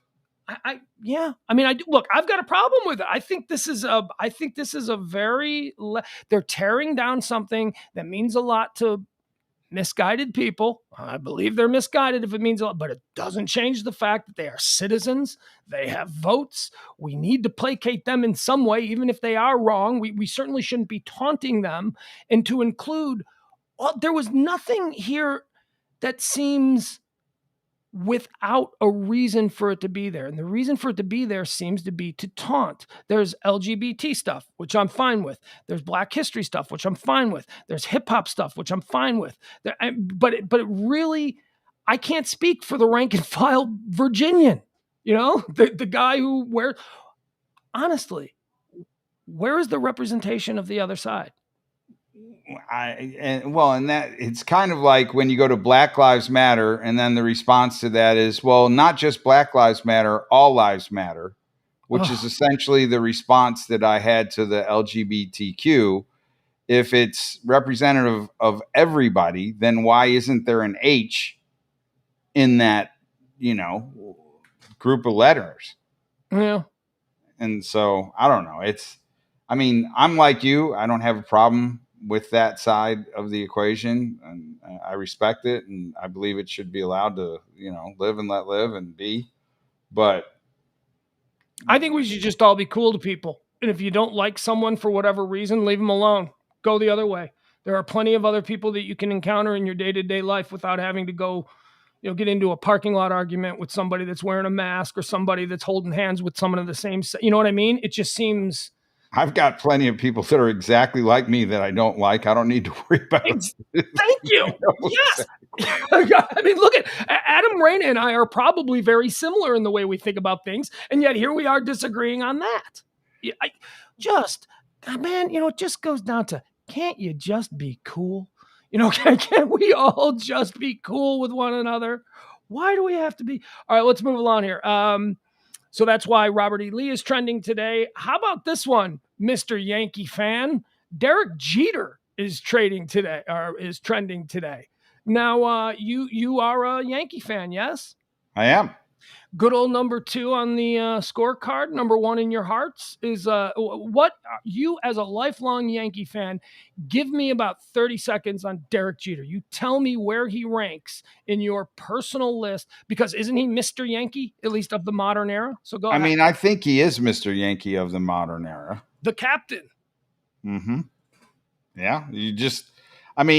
Anytime you think of the Yankees during a run that, I appreciated his play. I think he always held himself out as a player that was a team player. Never played anywhere else, Never wanted to play anywhere else. Right. Very vocal about when he was a kid, growing up there in Western Michigan. The Yankees were his favorite team, and he dreamed of being a New York Yankee. And look, he became a New York Yankee, and in an era when I mean, look at his infield mate, Alex Rodriguez. Alex Rodriguez jumped around to whatever team was going to pay him more money. But maybe Derek Jeter was just lucky that he landed with a team that was willing to pay a player of his stature money, that he never had to leave. But that is, I mean, Derek Jeter. Even Frank Thomas, who is Mr. White Sox in the history of the White Sox, even he spent 1 year, bouncing around at the end of his career where he played for a couple of teams. So the idea that Derek Jeter stayed a Yankee that is really something. Now, he's a first ballot Hall of Famer. There are a lot of people who have a problem with that. Do you think that he's a first ballot Hall of Famer? Of course. Okay. Yeah. I don't really know that I think because not being a diehard Yankee fan, look, I'm a Yankee appreciator. My grandpa, who raised me in the absence of my father, was a Yankee freak. He was a Mickey Mantle freak. He loved the Yankees. He would only go to White Sox games when the Yankees were in town. And I, consequently, growing up, went to a lot of Yankees White Sox games with my grandpa. But, even with that influence, you come into my life and I have to hate everything that you're about. So you have now turned me against my sainted grandfather into a Yankee hater. And I have a problem with the idea of Jeter look, there are people who don't think he belongs in the Hall of Fame at all, which I think is insane. That is insane. But the real big hubbub going on Twitter right now is that he doesn't belong as a first ballot because he is benefiting just as all the other Yankees of recent years have, with the exception of Mariano Rivera. I think that's the one Yankee that we can say no. Mariano Rivera is the only first ballot Hall of Famer to get nothing but number one votes. Every writer put him number one first ballot. Derek Jeter had missed on one. Everybody but one guy ranked Derek Jeter number one. Still enough to get him in as a first ballot guy. But Derek Jeter is criticized by a lot of people for benefiting from that New York Yankee bias, that all of the writers are in New York, so his career was chronicled more than everyone else. When you read a baseball story in Lincoln, Nebraska, you're getting that from a syndicated writer in New York City whose point of view is, man, I saw Jeter play last night. So you understand the idea of the East Coast bias and how. Sure. I mean, it's always been that way, I mean, there's a cowboy bias. Oh, absolutely. There's a cowboy bias. Yeah. You take a guy like Tony Gwynn and Kirby Puckett in my life watching baseball are two of, unquestioned, the best ball players I have ever seen. Kirby, yet,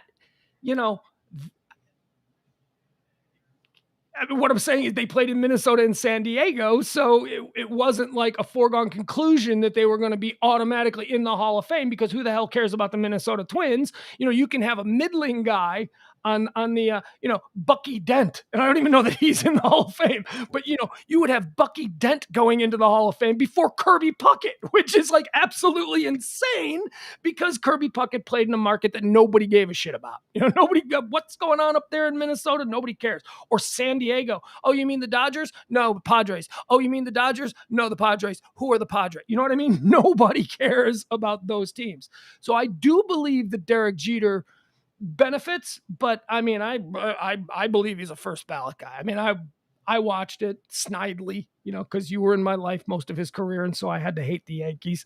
But I mean, it's undeniable. I mean, the dude was good. Very good. I don't understand the argument that he's not first ballot. Well, here, let's see if we can get into it a little bit. Cooperstown, New York. Derek Jeter visited Cooperstown when he was a kid nearly 4 decades ago and says he doesn't remember much about the trip. He's returning this week and likely won't ever forget even one moment. After a delay of well over a year because of the pandemic, the former New York Yankees shortstop and captain will be inducted into the Baseball Hall of Fame on Wednesday, along with fellow class of 2020 members Ted Simmons. Ted Simmons is another great example. Ted Simmons had to wait like 40 years to get in, and he's one of the greatest players of all time. But because he didn't play for the New York Yankees, I think he played. Ted Simmons play for the Tigers or something? That maybe, I don't know, something like that. Some team that nobody cares about. This Red Sox, wasn't it? Was he a Red Sox? Yeah, I'm not sure. See, I'm not sure because he wasn't a Yankee. But I can tell you the guys who were the Yankees. I can even tell you Dodgers also benefit from a little bit of that. but mainly because they were once the Brooklyn Dodgers, so there's still an East Coast bias attached to the LA Dodgers at this point. And Larry Walker was an amazing baseball player. That guy should have been in the Hall of Fame a decade ago, and he's only going in now. I mean, if you could look at the numbers, Larry Walker against Derek Jeter, I bet they're comparable. And yet Derek Jeter is, nobody gave it a second thought. First ballot, put him in immediately, first year eligible. But Larry Walker, who spent most of his career in Montreal, who cares about Montreal? He has to wait 20 years after retiring to finally get his notice. Last year's ceremony was canceled because of the virus. Nobody was selected from this year's writer's ballot, and the Hall of Fame era committee postponed their scheduled elections until the upcoming offseason. As strange as this sounds or may sound, I'm trying not to think about it. The 47-year-old Jeter, now an owner and CEO of the Miami Marlins, said last week. I didn't know that. Isn't A-Rod an owner of the Marlins? Isn't he Not involved? of the Marlins. He just got approved to buy some other team with a partner. Says I don't remember who though. I swear I thought A-Rod and J-Lo, when they were dating, I thought that they were big parts of the whatever Jeter is. So that's what we know. Maybe they bought a percentage. Yeah. A smaller percentage. In 2007, so they're saying that this could be because of Jeter and because of the East Coast bias and because Cooperstown, that's in New York. They're expecting a larger than normal crowd. In 2007, the inductions of Cal Ripken Jr. and Tony Gwynn, boy, those are two first ballot guys. I mean, those are two guys. Cal Ripken Jr. never got hurt. That dude played his entire career. Guy played like 10 years straight. My White Sox, they half the players are on the IL from 1 week to the next. Cal Ripken played every damn game. You know the story about Cal Ripken and Kevin Costner? You ever heard that story? I have heard the story. I don't know that it's true, but I have heard the story about the game he almost missed. That would have game he almost where they turned the lights off. Okay. Said they had a power problem. Yeah. So here's the story. Supposedly, there's so many great baseball myths, but this is a great one. So apparently, Kevin Costner was having an affair with Cal Ripken Jr.'s wife, and just before a game, Cal Ripken found out about it, and he jumped in his car and drove home to confront his wife and Kevin Costner. Now, this would have caused Cal Ripken to miss the start, which would have ended his Iron Man. He was going after Lou Gehrig, I believe, who held the record of consecutive starts. So this would have ended the streak for Cal Ripken Jr. So the Baltimore Orioles made the decision to pull the plug on the lights, delaying the game. We don't know what happened. I don't know. We had a power outage. And they waited for Ripken to come back, and then they plugged the lights back on so that he could start. I choose to believe that's true. I love that story. And this is the Field of Dreams, Kevin Costner. Yes. About that time period. Yes, when he was all about baseball. Field of Dreams, Kevin Costner, Bull Durham, Kevin Costner. It was, Kevin Costner was Mr. Baseball. We don't know if it's true. I do know that Kevin Costner, when he does interviews, or at least he did for years and years, not that I ever had an opportunity to interview Kevin Costner, but there was a stipulation that no one was to ever ask about the Cal Ripken situation, that he would walk out of the interview immediately, that he wouldn't dignify it. So now, if it wasn't true, don't you think he'd have fun with it? Because he would know that Cal Ripken would also know it's not true. So if somebody brought it up, you might chuckle about it and go, yeah, right. Yeah, me and Cal, like you'd think he'd lean into it that way. But because he refuses to discuss it and because he takes it so serious, that leads me to believe it's true. That leads me to think that something went on with Mrs. Ripken and Kevin Costner. Yeah, I mean, it does leave you wondering. Mm-hmm. Sure. All right. So the final thing that I want to do about Jeter here is I want to remind everybody. Do you remember? Do you remember Derek Jeter, the gift bags? Do you remember this story? Go ahead. It doesn't sound familiar to you? Oh, this is my favorite thing about Derek Jeter. All right. So Derek Jeter Good-looking guy, New York Yankee, all-American boy, just completely unblemished reputation, right? I mean, just like never had any problems, good teammate, wonderful locker room guy, team leader, always performed. That's Derek Jeter. Derek Jeter, during his time in New York, did not go out to clubs, did not go out to bars. He would go to restaurants and only on off days. And when he went to restaurants, it would always be a restaurant. Like, he wouldn't go to the trendy restaurants. He wouldn't go to the places where paparazzi were. It was always like dives. He loved dive restaurants, and he particularly became friends with people who owned and operated dive restaurants because he would also only go to friends' places. So he would take, and he had a string of beauties. I mean, he's Derek Jeter. I mean, he's a good-looking guy. Definitely, for sure. It seems like a cool guy. So, he was very, and then Derek Jeter would have these cocktail parties at his fancy Trump Tower and Plaza apartment where he lived. And friends would invite starlets, models, whomever, and they would bring them all to him because he didn't go to bars and he didn't go to clubs. I don't know that he had an issue with going to him, but I think that he understood his brand. He was Mr. Yankee, right? So he needed to be above all of that stuff, which honestly is very cool.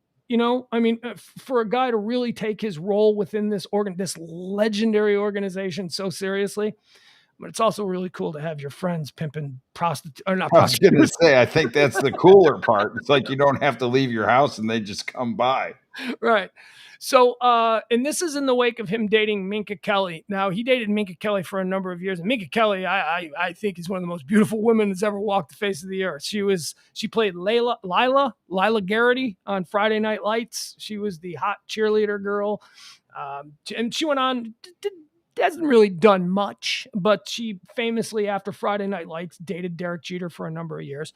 So after Derek Jeter, well, here, I'll read you the story, and this is one of my favorite things about him. Not so classy, Captain, is the headline. Yankee star Derek Jeter, one of New York's most eligible hunks since his split with longtime gal pal Minka Kelly, is betting a bevy of beauties in his Trump World Tower bachelor pad and then coldly sending them home along with a gift basket of autographed memorabilia. So Derek Jeter famously had one-night stands with all kinds of women, all of them Ferraris. Not a baseball Annie in the bunch. I mean, we are talking about supermodels, high-end actresses, famous beauties, world-class beauties. He just had string after string after string of relationships with these girls. And in the morning, he would wake up early to work out, right? So he would wake up at like 4:35 in the morning, regardless of what time he went to bed or what activities he performed in that bed. He was diligent about waking up and getting out and getting his workouts in early in the morning. So the girls would wake up and there would be like a dude there, like an Alfred the Butler kind of dude. And he would have the girl's coat and he would have the girl, maybe a little breakfast or something, can I make you something before you leave? And then they would be sent down to the street level of Trump Tower, where there would be a private car waiting for these girls to take them back to wherever the hell it is they needed to go. And inside the car would be a gift basket from Derek Jeter. As just a little thank you. I appreciate you coming by and having sex with me. I don't want to talk to you ever again, but here's a gift basket. And the gift basket contained Derek Jeter memorabilia. Signed baseballs, signed pictures, one-of-a-kind Yankee stuff, and the reason it became known, I mean, I guess some of the girls probably said, I got to get back, but they started appearing on eBay.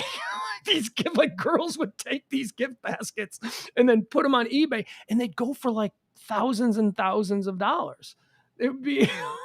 So, I mean, I guess if you're going to have someone spend the night at your house, you're going to get up and leave. A strange man is going to tell her, hey, Mr. Jeter's gone to practice. All that's kind of going to work. Look, I think it's fascinating to think about, fascinating to be in that position. But let me tell you something. That's a classy move. I mean, I think these girls know what they're into, right? I mean, a girl who has a one-night stand with Derek Jeter, who comes to a cocktail party at his residence and then doesn't leave until 9 o'clock the next morning. I don't know that she's thinking she's going to marry this guy.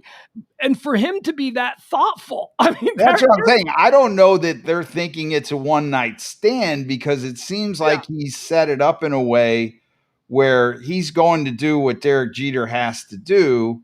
And at the same time, he's thought of them and his lack of presence, I guess, in the morning, but he's giving them a gift bag inside the limo. He's providing a ride home. I mean, you know, I'm sure plenty of them didn't think it was a one-night stand. He's Mr. Yankee, man. You know, he's got stuff to do. He's got to work out. He's got to keep himself sharp. So this story broke about 10 years ago because here, I'll read it. Derek has girls stay with him in his apartment in New York, and then he gets them a car to take them home the next day. Waiting in his car is a gift basket containing signed Jeter memorabilia, usually a signed baseball, and other things. This summer, so this is how it broke. This is how the story broke. This is kind of an oops. But it also speaks to just the world-class coxman that he was. I mean, this is an oops, but it's also like a wow, because I bet she was pretty unforgettable, and you seem to have forgotten. He gave the same girl the same gift basket twice, and he didn't remember giving it to her, and she got very angry, and she went to the New York Post and showed them the gift basket. It says, this summer, he ended up hooking up with a girl who he had hooked up with once before, but Jeter seemed to have forgotten about the first time and gave her the same identical parting gift, a gift basket with Derek Jeter baseball and other things. He basically gave her the same gift twice because he'd forgotten they'd hooked up in the first place. Do you think so? I don't think so. Well, you're right. That's speculation on her part. It may have just been like, this is the process. This is the gift basket that we give to everybody. The fact that you've been in line twice, that would require me to go out and actually put some thought into an actual gift basket for you, which is probably what pissed her off. Right, because if you're in the car and you see these things personalized and signed, right, unless you're talking to another girl that had the car ride and you're comparing gift baskets, you think yours is a little bit more personal than just, okay, this is just the standard routine. But that's just rare air, man. That's rare sexual air. And how mad could she have been if she came back for her second run? Well, it's Derek Jeter. She could give it another try. You know, she's like, all right, clean slate. Let's try this again. Maybe I wasn't memorable the first time. I'm gonna do a couple other things. I'm gonna mix up my sex game with him. Maybe this time he won't. And then she got sent down in the car with the same gift bag, and she was like, oh my. Yeah, God. How does he roll out now at 5 a.m. when he's 42 and he's not working out? Like it seems like that part of his game's got to change. I think he's married now. I think he's married with kids. I think I saw something about that. I don't know. Don't quote me on that. But I think there was some story about, yeah. But I mean, I just can't get past the idea that, I mean, every girl that Derek Jeter has probably took to bed in this era that we're talking about is probably, I mean, you could just grab one at random and put them in front of me and I'd go, that's the most beautiful girl I've ever, but I just don't know how he could forget. I mean, unless, you know, they say, show me a man married to the most beautiful woman in the world, and I'll point to a man who's tired of having sex with her. You know, maybe that's it. Maybe it just all becomes relative, right? Yeah. Oh, I mean, if all you're getting are 10s. Well, you might go for some 9s when you're out of 10s. Yeah, or you start redoing the 10s because all the 10s are the same to you. And, you know, she changed her haircut and she looked like a totally different person. All right, so there we go. That is why Derek Jeter is trending, not because of his gift bags. I just wanted to remind everybody of one of the coolest sports stories that I can ever remember. He's going into the Hall of Fame today. Here's another one that we're going to talk about. This is trending. The Washington football team is trending. Now, have you seen the names that they're going for? I thought they had already chose the name. No, it's down to 8. Here, I'll share with you the 8 Washington football team. Where is it?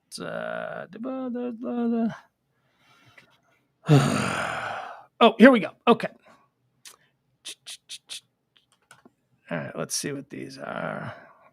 Hold on, give me a second here. I apologize. Don't forget, you can join us every night at 10 o'clock for the Pillow Talk edition of this here show. Okay, so here are the names, right? All right, see, these are the 8 names that remain in the voting. Washington Redskins are no longer the Washington Redskins. That name is finally, they've gone, nah, it's not a good name.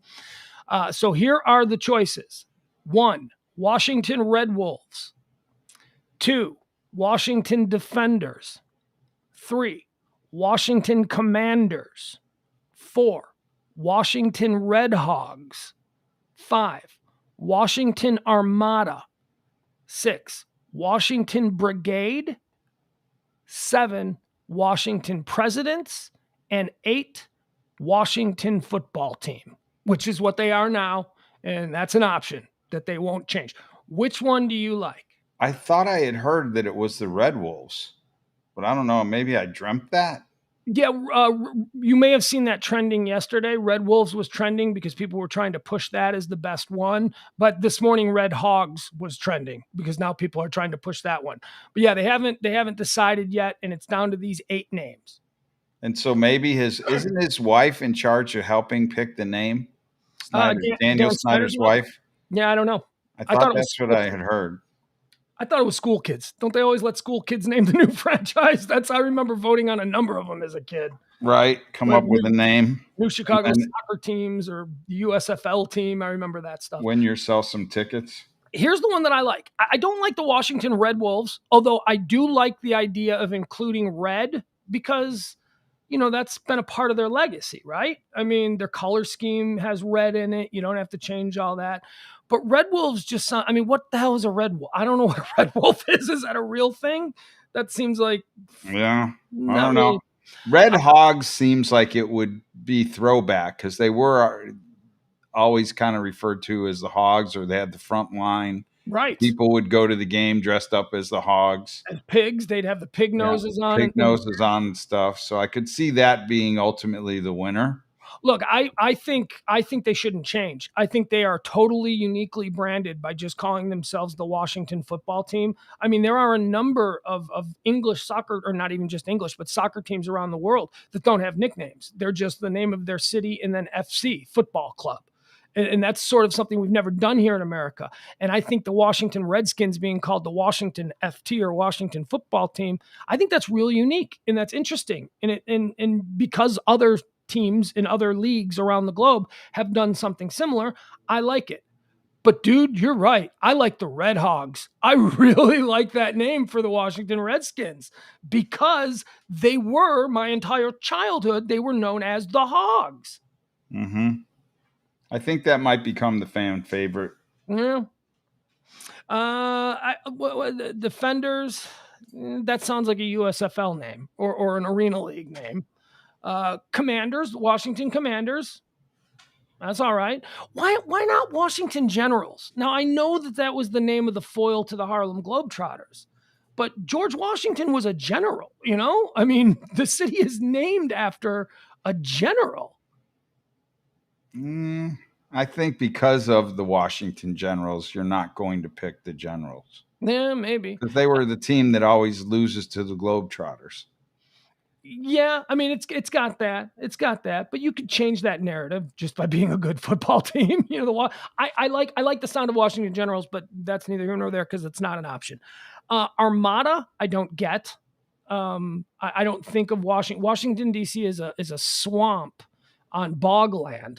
And Armada is an open sea. Like if you wanted to, I could see the San Diego Armada or the Virginia Beach Armada, or something like that, Boston Armada, but I don't think of Washington as being a major naval location. Do you? I mean, it's a swamp. It's Chesapeake Bay and a bunch of rivers and I could be wrong. Armada is a cool name though. So I like Red Hogs. I hope that if we don't stay the same, if they decide to move away from the Washington Football Team, I would be okay with Red Hogs. I mean, I'm not going to root for them. I'm not a Redskins fan or a Washington fan anyway. So, what happens to all your gear, like that you had that's Redskins, like at your house? Kids had the the cards, the sports, all that sports memorabilia. I'll Just seems like it's a buyback. Well, no.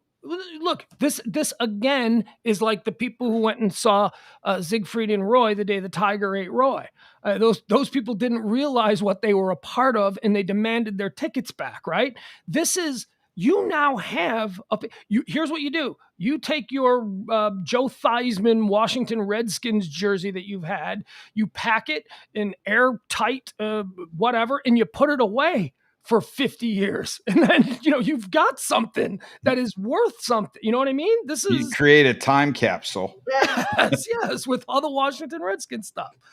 All right, let's see here. We've got a bunch of stuff that we didn't get to today, but that's okay. Because there was just so much trending.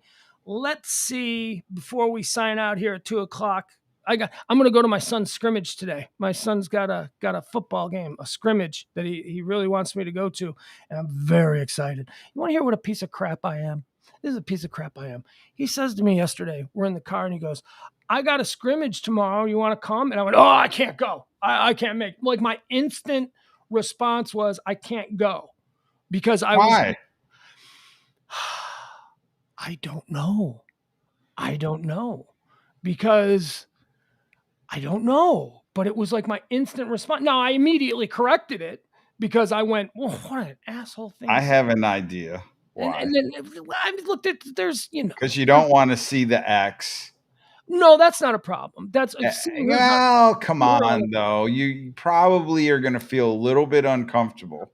I've just never been before. And that's what I mean. The first time, yeah, you're going to be there. She's going to be there. Her significant other's probably going to be there.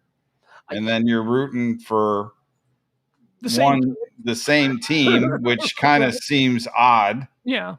For the first time. It's immature, overcomplicating something that should be pure and wonderful. So I immediately switched from that.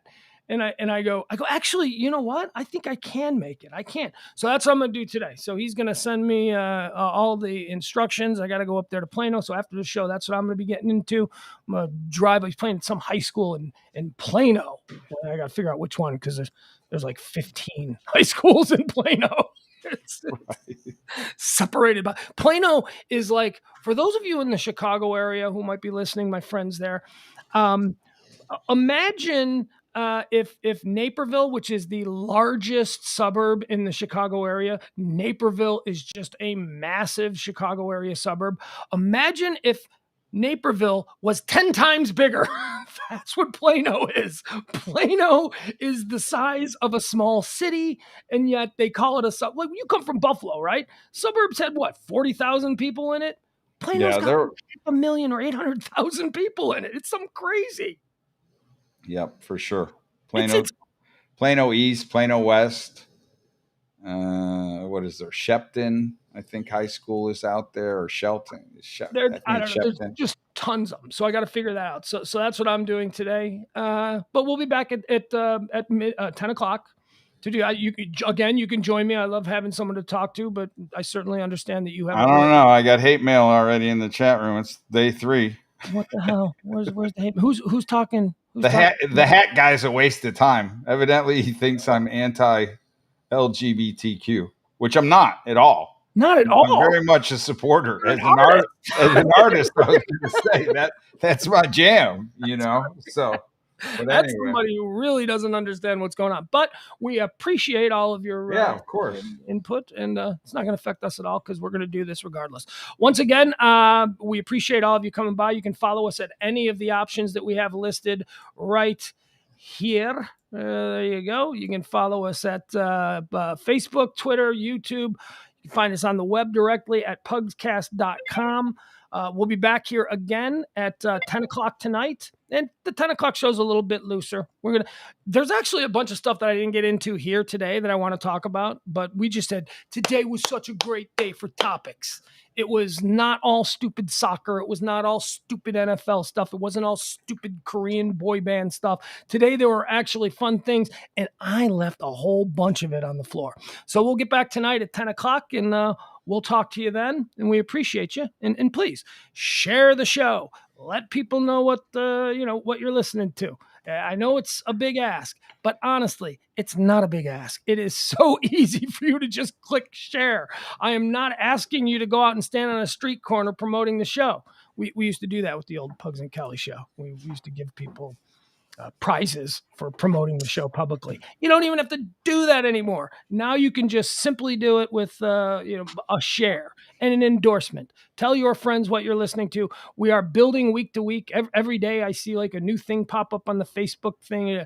Your show is getting 85% more engagement than the previous show. Every day it goes up like that. So that's good. And we appreciate you, especially you people who've been hanging with us this whole time. Not all of the shows have been worthy of your time, but you've been cool enough to hang out. I hope today's was. We'll see you at 10 o'clock tonight. Thank you, E. Thank you to the art of WendyMarieArt.com. She is featured behind us today. And we'll see you at 10 o'clock. Bye, everybody. Have a great day.